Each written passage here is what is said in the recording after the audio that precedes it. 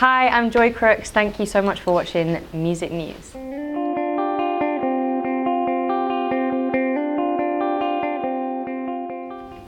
Joy Crookes, how are you doing today? Good, thank you. Thanks for having me.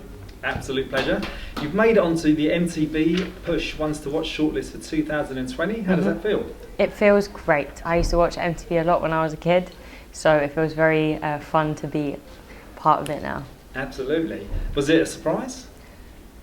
Yeah, I kind of thought they must have got the name wrong. I mean, last year Lewis Capaldi won it. He's gone on to big things. Yeah. You know, is that something? Who knows? Maybe I'll make a huge ballad and go around with lots of sunglasses and have the best content game and just end up being like a brown version of Lewis Capaldi. All is possible. Are you a fan? Yeah, I like him. He's funny. Yeah, he is a funny guy. I mean, how would you sum up your musical style? Lyrical, honest, eclectic. What's next on the release schedule?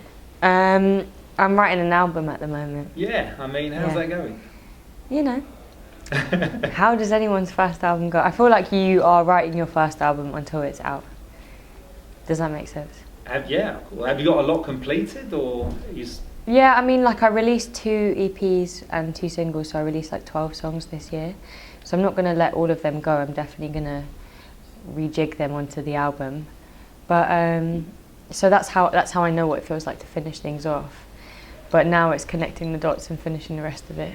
Yeah. Yeah. So I do, and I don't know what it feels like. Like I said, you are constantly writing your first album until it's out. When are you going to know when it's ready? I don't know. Hopefully it'll be like a bun in the oven. It'll just be the right time. I mean, you know, have your Bangladeshi and Irish identities helped you as a musician and as a poet? I don't know. Probably. I'd like to think so. Be a pretty waste of race, wouldn't it? I mean, where were you brought up and where are you based now? I was brought up in Elephant and Castle and I'm based in Elephant and Castle now. Yeah. Still home? Good. Full circle. Who have you looked up to in your life, heroes in music?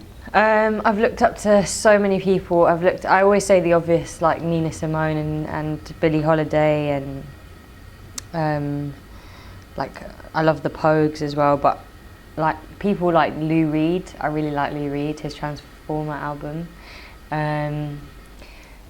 Prince, like just, I love great musicians basically. Yeah.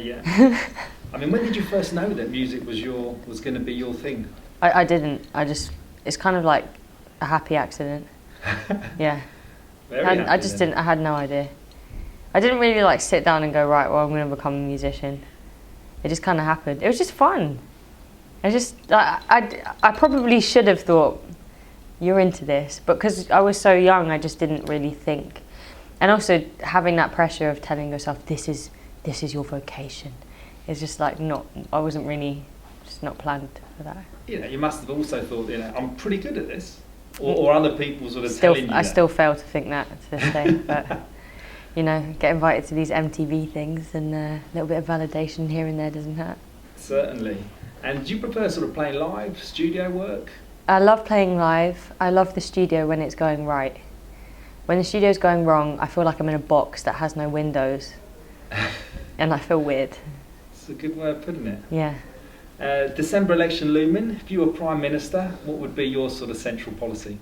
My central policy would be to have a second referendum. Yeah.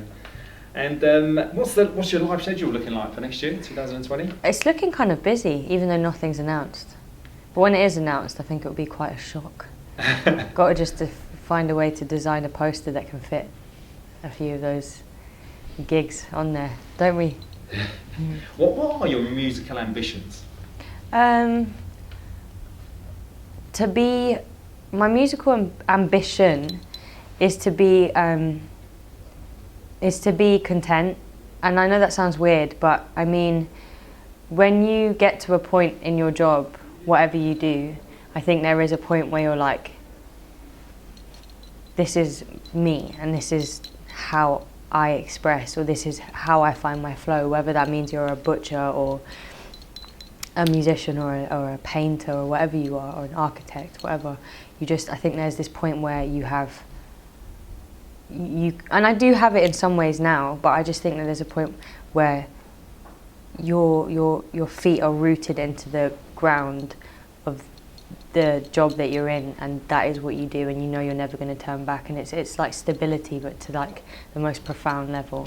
And that's what I want in music. I really, really want longevity, and I think the only way to achieve longevity is to have that assurance. And whether that be in like 10 years, 15 years, I think you're always going to be challenged in an industry like this, but I feel like you need that assurance to achieve longevity. And I think that the main goal for me is longevity. I'm not a huge fan of hype, and hype doesn't really like me either. Doesn't like me. I definitely have been working very, very hard and seeing how people are interested now that I may have tried to approach when I was at another point, and it kind of, it's taken. I'd rather be someone that proves someone wrong as opposed to gets silver plattered. Yeah, absolutely. To wherever. I like working hard, I like challenges, I enjoy that. Good, and I don't want that to go, because that means that the fun's gone if I'm not being challenged. Well, you're in the right industry for being challenged. You're telling me. Thanks a lot for your time. It's been great. For somebody that hasn't come across you yet, what songs would you say check these out online? They sum me up as an artist. I'd say check out the music videos, because the generation we live in has a very, very bad attention span. So if there's something there wavering at you while the music's playing, you just might get a little bit attached. Excellent. Thanks a lot for your time. Anything else to say to Music News watchers out there? Buy vinyls. Yeah. Excellent. Thank you very much.